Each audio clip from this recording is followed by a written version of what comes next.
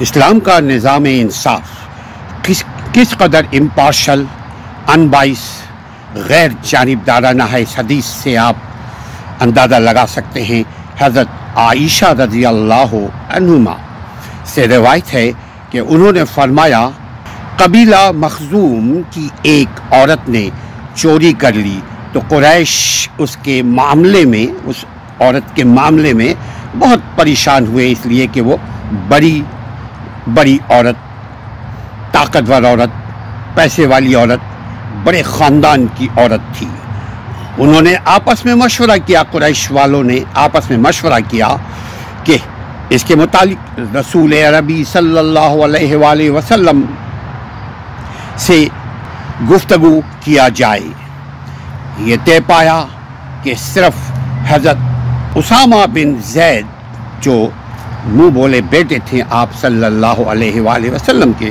اسامہ بن زید جو رسول کائنات صلی اللہ علیہ وسلم کے محبوب ترین صحابیوں میں سے بھی تھے، اور ان کو پالا بھی تھا نبی عربی صلی اللہ علیہ وسلم نے،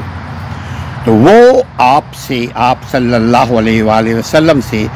اس عورت کے متعلق بات کرنے کی جرات کر سکتے ہیں، چونکہ گھر کا آدمی گھر کے بڑوں سے بات کر سکتا ہے۔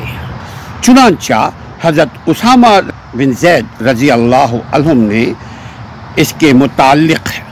آپ صلی اللہ علیہ وآلہ وسلم سے سفارش کی، تو اللہ کے نبی صلی اللہ علیہ وسلم فرماتے ہیں، اسامہ، کیا تم اللہ کی حدود میں سے کسی حد کے متعلق سفارش کرتے ہو؟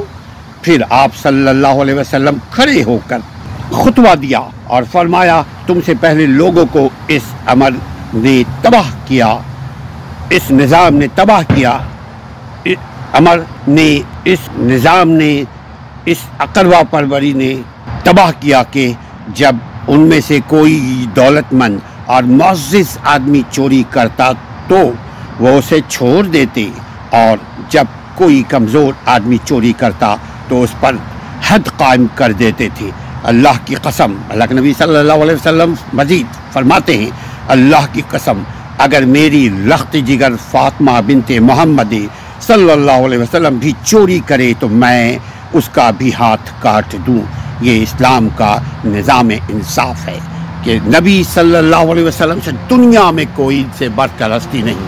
لیکن فرماتے ہیں کہ اگر میری فاطمہ بھی